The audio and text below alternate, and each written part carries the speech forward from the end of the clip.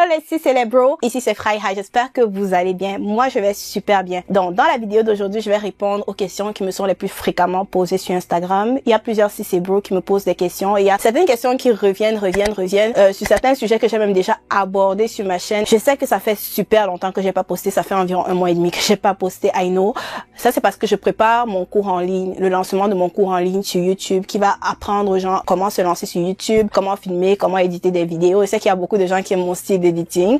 Donc, j'ai fait un cours complet avec mon partenaire Yvan pour te montrer comment faire ça. En faisant la vidéo, je vais aussi me tresser. Je vais faire mes 6 à 8 notes habituelles là. Donc, aujourd'hui, il s'agit de répondre à mes questions les plus fréquemment posées. Généralement, les gens me posent des questions sur l'hyperpigmentation parce que c'est un sujet que j'aborde beaucoup sur ma chaîne. Donc, les questions qui me sont les plus fréquemment posées ont un lien avec l'hyperpigmentation. Les gens aimeraient savoir comment se débarrasser des taches et surtout des taches sur le corps. Et je vais aussi te dire qu'est-ce qui a changé au niveau de ma skincare parce que ma skincare routine en hiver n'est pas correcte pour ma skincare routine en été. J'ai remarqué que ma peau a changé avec le changement de température, avec le changement de climat. Donc, je vais te dire comment j'ai su m'allier ma skincare, en fait, pour l'adapter au climat plus chaud en été, quoi. Vous savez, les cis, on a des peaux foncées et tout, donc c'est plus facile pour nous d'avoir des problèmes d'hyperpigmentation et tout. Donc, on me pose souvent beaucoup de questions en lien avec l'hyperpigmentation. Et franchement, là, si tu ne sais pas par où commencer, si tu as envie de lutter contre l'hyperpigmentation et tu sais pas vraiment par où commencer, moi, ce que je recommande toujours, c'est de commencer par l'alpha-arbutin de chez The Ordinary.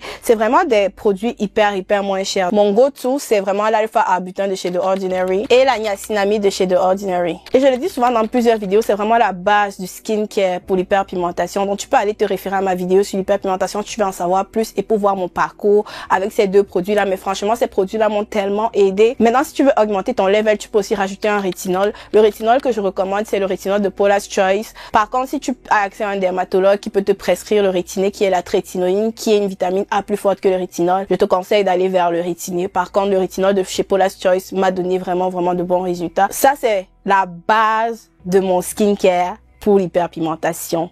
Sans aucun doute. Bon là, je vais faire mes tresses, sinon je vais jamais finir. J'ai un mariage d'une cousine aujourd'hui, donc là, je suis en train de me préparer pour le mariage. Je vais faire 6 nattes et ben, tant pis si ça sort très mal parce que je vais mettre une perruque en fait. Mais si ça sort bien, je vais pouvoir garder les 6 nattes là pour la semaine. Comme tu l'as sûrement remarqué, 6, je parle beaucoup d'hyperpigmentation sur le visage. Je ne parle pas énormément d'hyperpigmentation sur le corps. Ça c'est parce que ben mon corps je le néglige un peu en fait. Ça veut pas dire que j'ai pas d'hyperpigmentation sur le corps parce que lorsque j'ai eu l'acné partout. J'ai eu l'acné sur le visage, l'acné sur la poitrine, l'acné sur le dos, ce qui m'a laissé énormément de taches, mais c'est pas vraiment des taches que j'ai traitées en tant que telles. Puis le remède de l'hyperpigmentation sur le corps, moi je te dis c'est le temps parce que même sans avoir traité particulièrement l'hyperpigmentation sur mon corps, vu que je me lave avec le savon Dove habituellement, même comme je n'ai pas vraiment traité avec persistance mon hyperpigmentation sur le corps, les taches se sont atténuées naturellement avec le temps. Donc ce qui m'a aussi aidé, c'est que vu que j'avais énormément de taches, ce que je faisais c'est que je portais pas vraiment des vêtements à découvert. Donc ma poitrine est toujours couverte, mon dos est toujours couvert. Donc je porte pas très souvent les cols en V, je porte plus souvent des cols ronds comme ça qui couvre plus au niveau de la poitrine. Donc ça m'a beaucoup aidé vu que les rayons du soleil, c'est ça qui aggrave l'hyperpigmentation. Le fait que mon corps est presque tout le temps couvert de la tête aux pieds, mes taches se sont estompées avec le temps. Par contre, dans cette vidéo, je vais te donner quelques conseils pour traiter l'hyperpigmentation sur le corps et que je vais implémenter durant cet été. Puis tu vas pouvoir voir mon évolution durant l'été sur mon hyperpigmentation sur le corps, voir mon before after avec tous les conseils que je vais te donner, quoi. Donc, ce qu'il y a à comprendre, c'est que l'hyperpigmentation est égale à hyperpigmentation, mais le truc, c'est que la peau du visage et la peau du corps, ce n'est pas la même chose. Le visage et le corps, c'est vraiment pas la même chose. Généralement, le visage a une peau plus fine que le corps. Donc, pour traiter l'hyperpigmentation sur le corps, je peux aller plus fort dans le type de produit que j'utilise.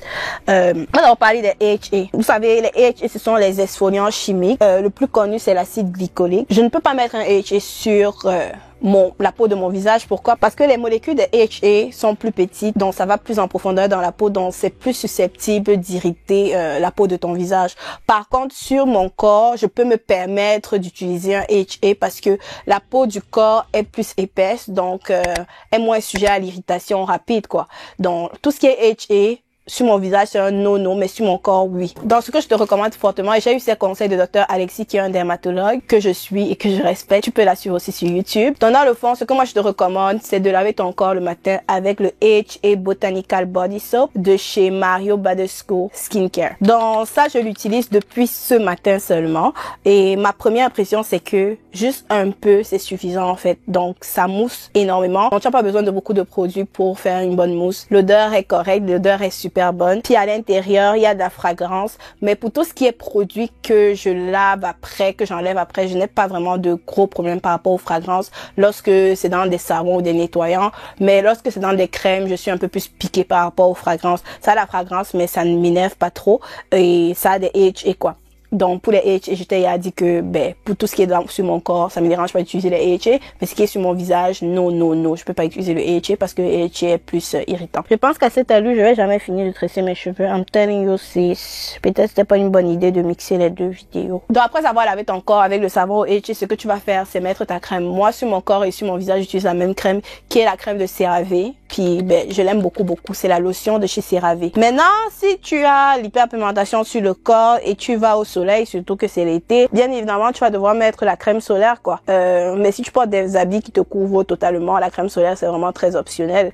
Donc, à l'extérieur, faut mettre une crème solaire pour le corps. Moi, généralement, je sors pas énormément déjà de 1. Puis, la majorité du temps que je sors, même quand c'est en été, je porte des habits quand même assez longs, qui me couvrent quand même assez. Donc, je ne mets pas vraiment la crème solaire du corps pour l'instant. Puis maintenant, le soir, ce que Dr. Alexis conseille et recommande, c'est le savon Kojisan. Même s'il y a lightening dessus, ça va pas te dépigmenter. Mais je te recommande vraiment pas de le mettre sur ton visage parce que la peau du visage est plus sensible, quoi. Mais sur le corps, c'est correct. Donc, tu peux l'utiliser le soir pour te laver. Puis, après avoir pris ta douche le soir, ce que tu vas faire, c'est que tu vas passer sur tes taches. Donc, partout où tu as de l'hyperpigmentation sur ton corps, tu vas prendre l'acide glycolique 7% de chez The Ordinary. Puis, tu vas juste passer sur tes taches avec un coton. Ça va t'aider à éclaircir, en fait, ces taches-là. Puis après ça, tu vas simplement mettre ta lotion. Puis après avoir mis ta lotion, c'est tout, hein. C'est tout pour te débarrasser de l'hyperpigmentation sur le corps. Toutes ces notions, pour l'instant, pour moi, sont des notions très, très théoriques. Par contre, je vais commencer cette routine maintenant. Puis je vais te donner des nouvelles durant les prochains mois. Parce que vu que la peau du corps est plus épaisse que la peau du visage, alors les résultats prennent plus de temps. Donc, si pardon, ne désespère pas. Il y a de l'espoir. Je te dis, il y a de l'espoir. Moi, je te dis là, il y a des cis qui m'ont écrit, puis qui souffraient d'acné depuis longtemps, qui n'avaient jamais trouvé des solutions par rapport à leur acné. Elles se sont assises, elles sont allées consulter un dermatologue, puis aujourd'hui, elles ont une peau plus claire que moi, en fait. Plus nette que moi. Je suis comme toi, cis, qui me disait que non, ta peau là est recalcitrante, il n'y a pas d'espoir pour toi. Vous te voici avec une belle peau. Donc, ma cis, pardon, il faut pas te décourager. Ne te décourage surtout pas. Parce que, franchement, tant qu'il y a la vie, il y a l'espoir. Si moi, j'ai pu passer de là où j'étais, il y a de cela 1 an, toi aussi, tu peux avoir des changements drastiques au niveau de ta peau. Dans le prochain sujet qu'on va aborder, qui est le dernier sujet, puis je n'ai même pas encore fini, une natte au niveau de ma tête, tu vois, si. Franchement, là, je parle tellement que finalement, j'ai même pas fait mes notes.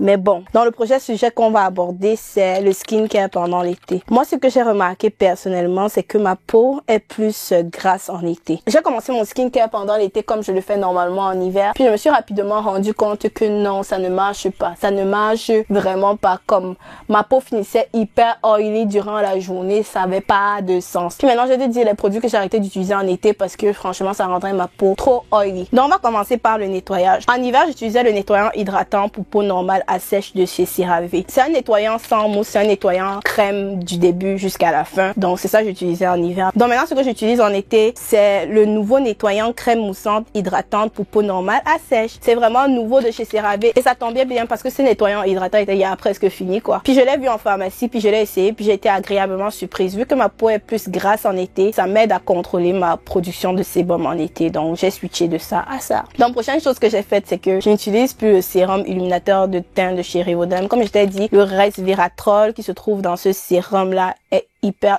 oily.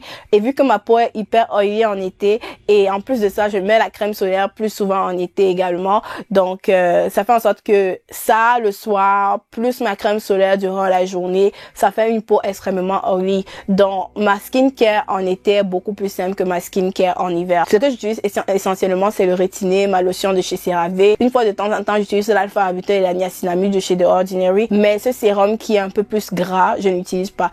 Par contre, si toi tu as une peau sèche, tu pourrais continuer à l'utiliser en été. Mais pour mes cils qui ont une peau grasse, c'est possible que ça rende votre peau encore plus grasse en été. Ça, en hiver, c'est vraiment un excellent sérum, mais en été, franchement, ça ne matche pas au niveau de ma routine. Prochaine chose aussi, c'est que j'utilise la crème solaire plus souvent. Puis je compte faire une vidéo qui passe en revue plusieurs crèmes solaires avec différentes amies pour vous montrer l'effet du white cast de chaque crème solaire chez chaque personne, tu vois. Mais moi, ce que j'utilise actuellement, c'est la crème solaire de chez Coty. C'est pas la meilleure crème solaire ever. Par contre, c'est la meilleure que j'ai trouvée, la meilleure crème solaire minérale que j'ai trouvée. C'est une crème solaire SPF 50 constituée simplement de zinc oxide à 20%, qui est une excellente crème solaire. Par contre, elle a une texture un peu oily, ça peut une texture matifiante, mais je l'utilise quand même parce que c'est la crème solaire qui me laisse le moins de dépôts blanchâtres possible. Donc pour ça, je suis capable de coper avec le fait que ça soit un peu gras. Et aussi avec cette crème solaire, ce qu'il y a à savoir, c'est que mes cils qui se maquillent énormément, c'est une crème solaire qui ne matche pas trop bien avec le maquillage. Un jour, je l'ai utilisée en dessous de mon maquillage, puis j'avais des petits, comment dirais-je, des petits dépôts là. Le maquillage ne blendait pas bien avec ma peau. Donc, sur ma peau, en tout cas, ça ne matche pas bien avec le maquillage. Mais vu que je suis quelqu'un qui se maquille pas vraiment ou très peu, ça me dérange pas tant que ça. Pour cette crème solaire, je la garde simplement parce que c'est la meilleure que j'ai trouvée qui me laisse le moins de dépôts blanchâtres possible. Et comme je t'ai dit, il y a une vidéo qui arrive bientôt où je vais te donner l'effet de plusieurs crèmes solaires sur les peaux, sur différentes teintes de peau en fait. Franchement, sis, I'm telling you, depuis la quarantaine, je passe mon temps à faire les 6 nattes comme ça, là, c'est story of my life. Et j'étais tellement optimiste, je croyais que j'aurais pu faire cette vidéo tout en faisant mes nattes. Donc, je vais juste speeder la partie où je fais mes nattes, puis je vais faire la conclusion après.